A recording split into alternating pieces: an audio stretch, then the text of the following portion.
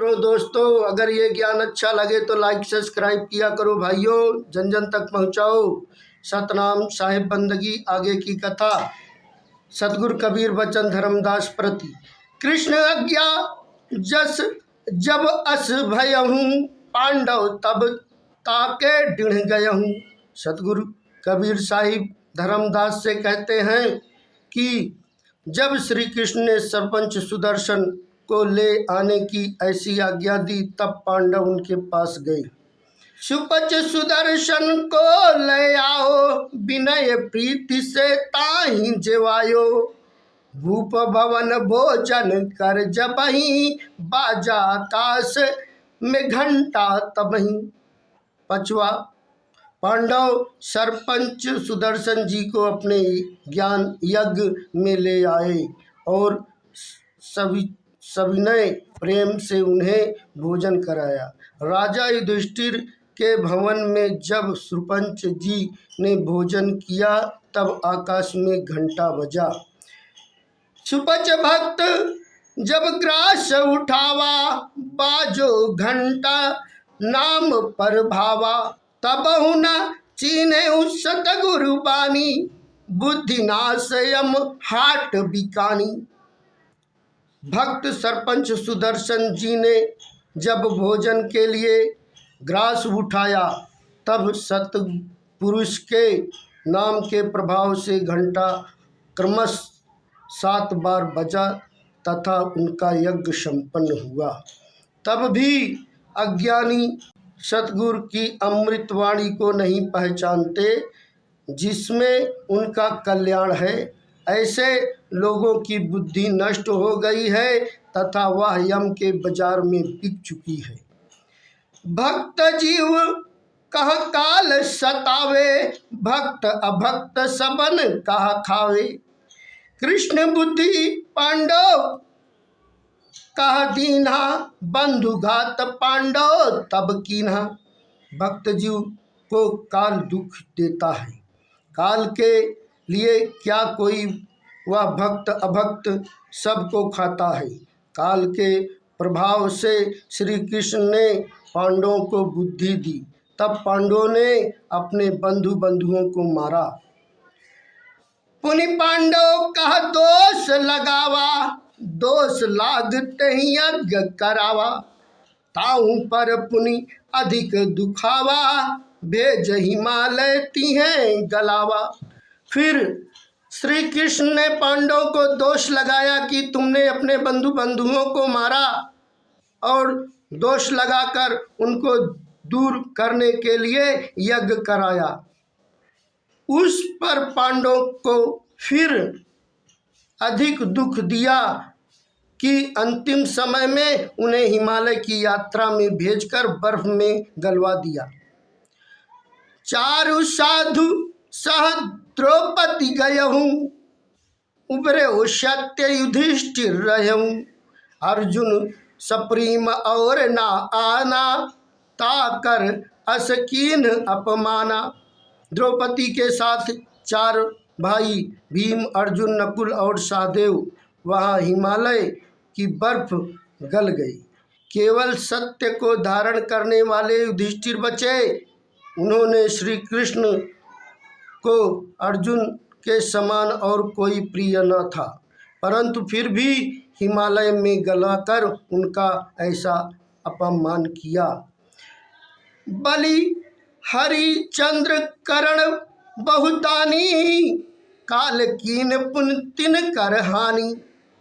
जीव अचेत आशा ते ही लावे, खसम विसार जार को धावे। राजा बलि, हरिश्चंद्र तथा कर्ण बहुत बड़े दानी थे, फिर भी काल ने उनकी हानि की, बहुत प्रकार के दुख दिया तथा अपमानित किया।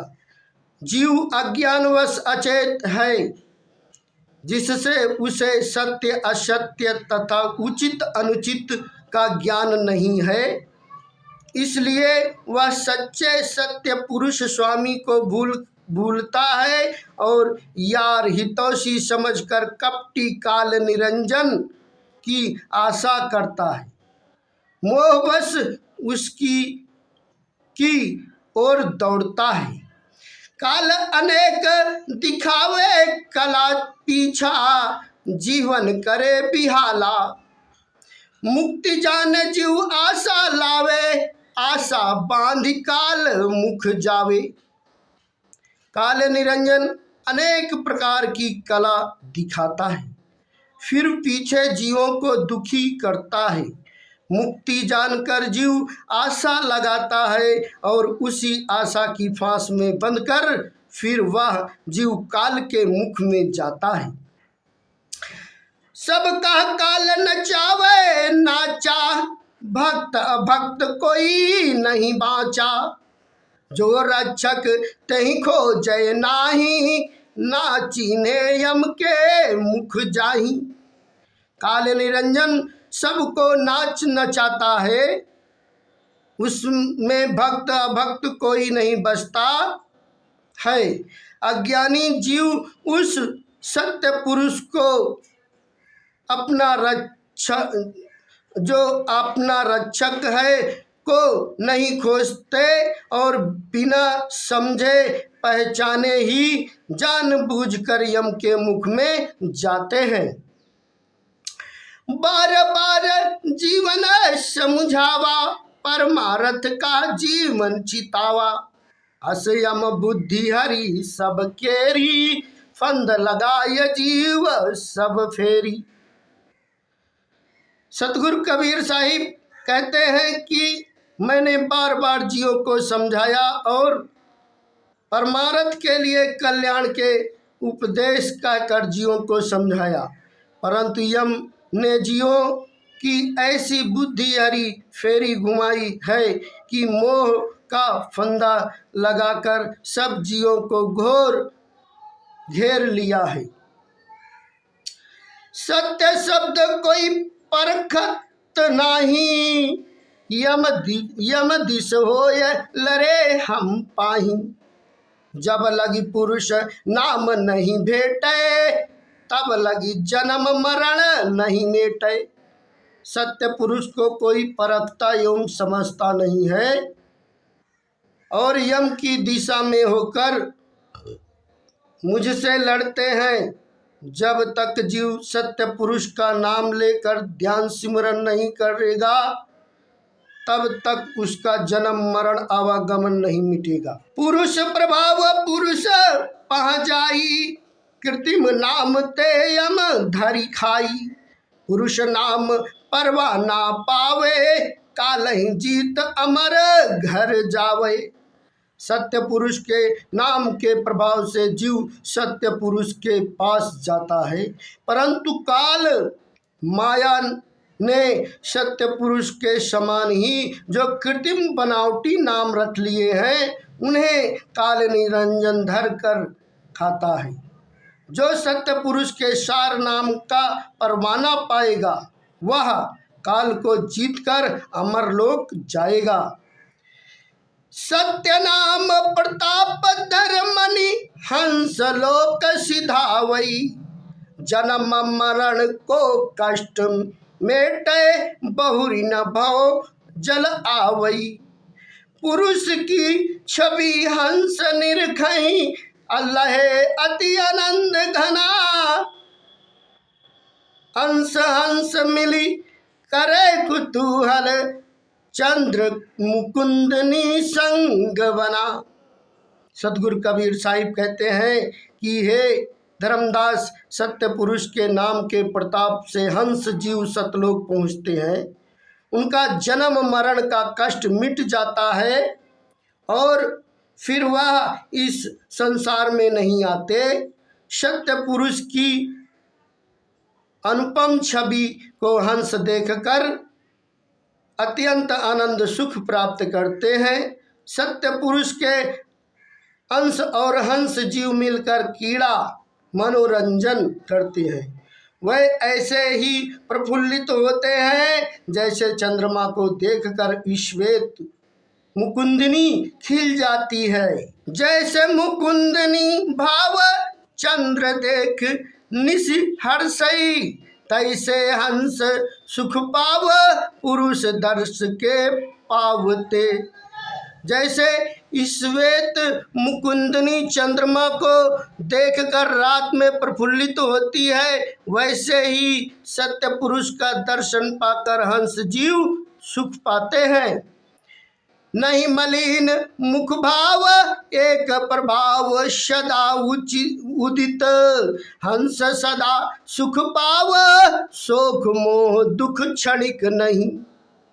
सत्य पुरुष के दर्शन के प्रताप हंसों के मुख का भाव कभी कम नहीं होता, उनमें सदा एक जैसा आनंद पूर्ण भाव प्रकट रहता है। अंतयोम हंस सदा सुख को उपलब्ध रहते हैं, उन्हें शोक मोह एवं दुख क्षण भर भी नहीं होता।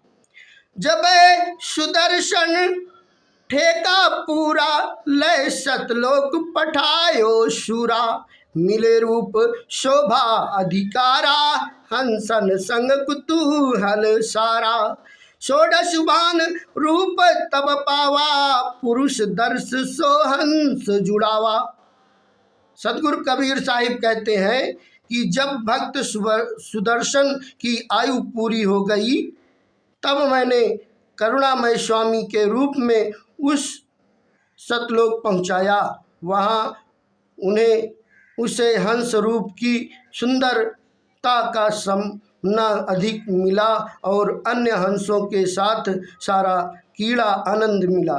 तब उसने 16 सूर्य के समान तेजवान रूप पाया तथा सत्य पुरुष के दर्शन से वह सुदर्शन का जीवन हंस परम शांति को प्राप्त हुआ। सतनाम साहिब बंदगी, दंडवत प्रणाम गुरुदेव, जो गलती हुई हो क्षमा करना। हे भाइयों, ये जन जन तक पहुँचाओ भाई। सतनाम साहिब बंदगी।